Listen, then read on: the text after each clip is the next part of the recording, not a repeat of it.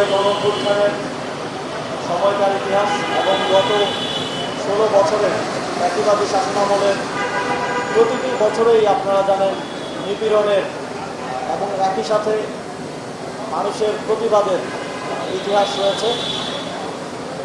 সেই ইতিহাসগুলিকে আবার নতুন করে মানুষের সামনে তুলে ধরা।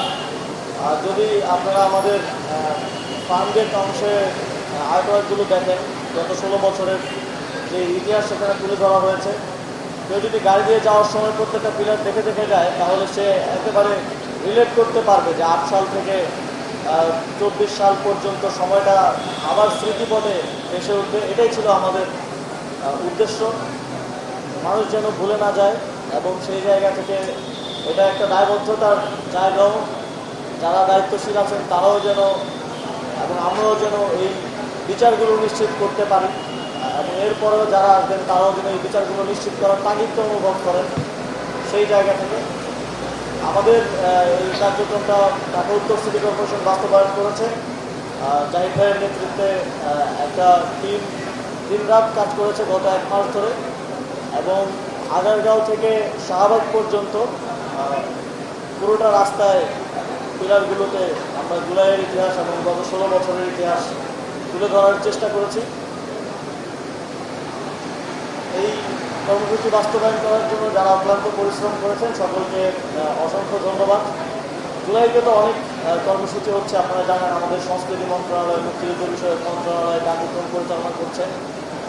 এর পাশাপাশি আমাদের এই উদ্যোগটা ছিল আলাদাভাবে কিছু একটা করার, যেটা ওই প্রোগ্রামগুলোর থেকে একটু আলাদা, যাতে করে মানুষজনকে ডেকে এনে দেখাতে না হয়, মানুষজন রাস্তা দিয়ে চলার সময়ই দেখতে পারে যে জুলাইতে কী হয়েছিল বা গত 16 বছরে কী হয়েছে। এটা আমাদের পরবর্তী প্রজন্মের জন্য গুরুত্বপূর্ণ। যারা জানেন না যে বিগত সময়গুলোতে কী হয়েছিল তাদেরকে জানানো এবং এই সচেতনতাটা ভবিষ্যতেও যে কোনো ফ্যাসিবাদের আবার মাথা চারা দিয়ে ওঠার ক্ষেত্রে একটা বড় বাধা হয়ে দাঁড়াবে।